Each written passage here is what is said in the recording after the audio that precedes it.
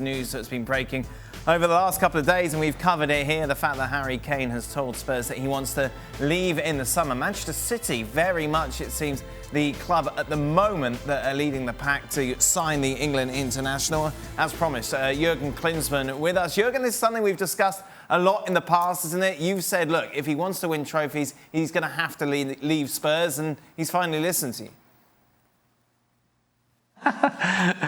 No, I mean, it's obviously a little bit bigger than that, because Harry Kane's situation is not only about him, it's about the entire club. Where is Spurs leading towards? I mean, this is a topic, you know, since the failure of the Super League, you know, all the owners of those dirty dozens, you know, they have a huge credibility problem. They have a huge trust problem. So who is now Harry Kane talking to? Who's telling Harry Kane, you know, a certain vision of the club going forward if he wants to stay? Obviously, Spurs is still in the driver's seat. I mean, at the end of the day, he has a contract for another 3 years. So if Spurs says, you know, we don't let you go, you cannot do anything, you know. But certainly he wants to know what happens with this club. You know, if I would consider to stay at Spurs, you know, so what is the future? What does the future look like? You know, which players remain, which players are coming? So there's a bigger picture to all of that. And the same there, I mean, I heard a lot of, you know, people discussing it. There's no market out there. Nobody will come into the market and pay 100 or 120 million for Harry Kane, or even more, they say.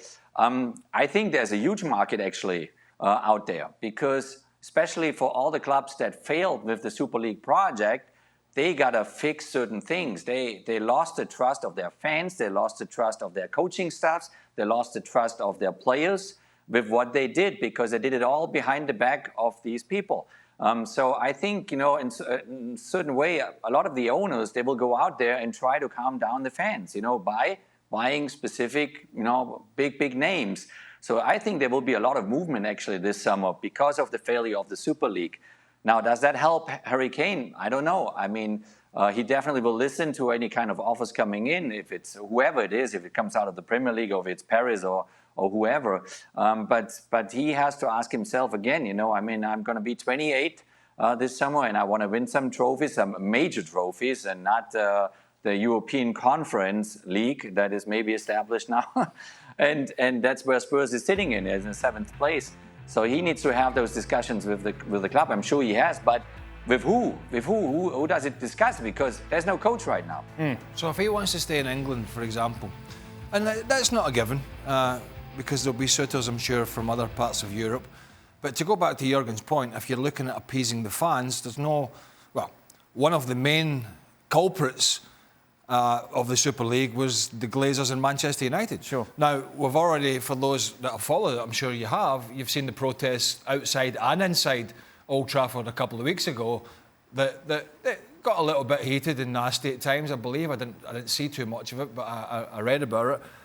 Now, if you want to appease fans, or if you want to try and bridge that gap, and you have the financial clout, which they have, it's whether they want to spend it or not, then that would be one way to try and sort of put a sticking plaster on the relationship between the United fans and the ownership of Manchester United, the Glazers. However, we believe through reports that both Manchester clubs are interested in that. Harry Kane, it is reported, would prefer a move to Manchester City. Now, I totally understand that. Right. Why wouldn't you? Why would you want to go to Man United at the moment over Manchester City?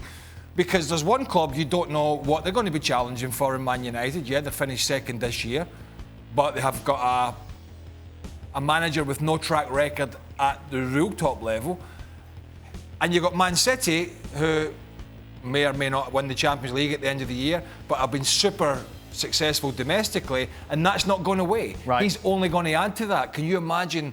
And people will say, well, they managed this year, no Aguero, and only a little bit of Jesus. That won't last.